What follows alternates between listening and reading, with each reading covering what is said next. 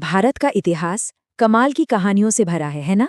लेकिन कई बार कुछ समुदायों के वीर गाथाएं इतिहास के पन्नों में कहीं खो सी जाती हैं। आज हम एक ऐसे ही स्वाभिमानी और वीर समुदाय के बारे में जानेंगे, पटेलिया समाज। तो सवाल यही उठता है कि आखिर ये पटेलिया समाज है कौन? इनका नाता राजपूताना के क्षत्रिय वंशों से कैसे जुड़ता है और वो कौन सी कहानी है जिसके तहत इन्होंने सदियों पहले अपने मान सम्मान के लिए एक बड़ा संघर्ष किया और आज अपनी एक अलग पहचान बनाई। ये कहानी है उन योद्धाओं की जिनका गौरवशाली इतिहास अक्सर हमारी नज़रों से ओझल हो जाता है। ये उनके उस सफ़र की दास्तां है जो सीधे तौर पर राजपूत क्षत्रिय वंशों से जुड़ा हुआ है। तो चलिए इस कहानी की गहराइयों में उतरते हैं। तो चलिए कहानी की शुरुआत करते हैं इनके जड़ों से।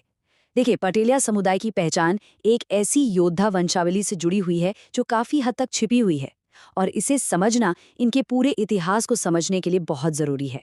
पटेलिया समाज के इतिहास में एक घटना वो सबसे ज़्यादा अहम है, पावागढ़ से उनका पलायन।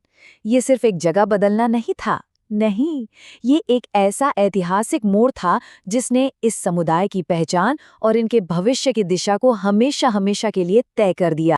तो हुआ ये कि 15वीं शताब्दी में गुजरात के पावागढ़ पर चौहान और राठौड़ जैसे राजपूत वंशों का राज था। सब ठीक चल रहा था जब तक सुल्तान महमूद बेगड़ा ने किले पर हमला नहीं कर दिया। इन योद्धाओं ने अपने धर्म और स्वाभिमान के लिए सब कुछ दांव पर लगा दिया, लेकिन हार के बाद उन्हें विंध्याचल और सतपुड़ा की पहाड़ियों में शरण लेनी पड़ी। और यहाँ सबसे अहम बात यह है कि उन्होंने किसी की अधीनता स्वीकार नहीं की, बिल्कुल नहीं। उन्होंने अपनी संस्कृति और सम्मान को बचाने के लिए अपने घर-बार को छोड़ना चुना। ये एक बहुत ही मुश्किल लेकिन एक बहुत ही निर्णायक फैसला था। और जानते हैं, इसी घटना से पटेलिया नाम का जन्म हुआ। जब ये योद्धा नए गांवों में जाके बसे और वहां के मुखिया यानी पटेल की भूमिका निभाने लगे, तो लोग उन्हें पटेलिया कहने लगे। ये नाम उनके नेतृत्व का, उनकी सामाजिक भूमिका का प्रतीक बन गया। तो घर छोड़ने के बाद क्या हुआ? पलायन के बाद इस समुदाय ने एक बिल्कुल नई संस्कृति को गढ़ा। ये संस्कृति उनकी पुरानी परंपराओं और नए माहौल के बीच तालमेल की एक अनोखी कहानी बताती है। चलिए देखते हैं कि ये दिखती कैसी है। पटेलिया संस्कृति असल में उनके क्षत्रिय अतीत और उन इलाकों के रीति रिवाजों का एक अनूठा मिश्रण है जहां वे जाकर बसें। आप कह सकते हैं कि ये राजस्थानी विरासत की शान और जनजातीय जीवन की सादगी का एक बहुत ही खूबसूरत संगम है।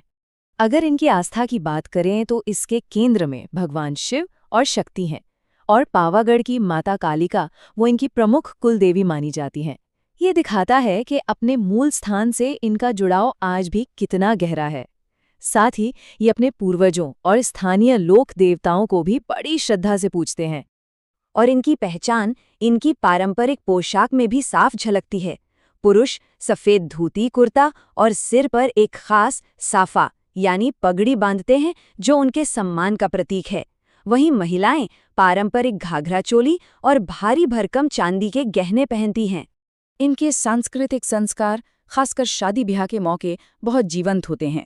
हल्दी और मेहंदी जैसी रस्में बहुत अहमियत रखती हैं, और इन समारोहों में घुमट जैसे लोकगीत गाए जाते हैं जो इनकी संस्कृति को और भी खास बना देते हैं। चलिए अब कहानी को थोड़ा आगे बढ़ाते हैं और आज के दौर में लाते हैं। देखते हैं कि इस समुदाय का विकास कैसे हुआ है और आज के समाज में इनकी क्या स्थिति है। देखिए, वक्त के साथ पटेलिया समाज ने भी बदलाव को अपनाया है।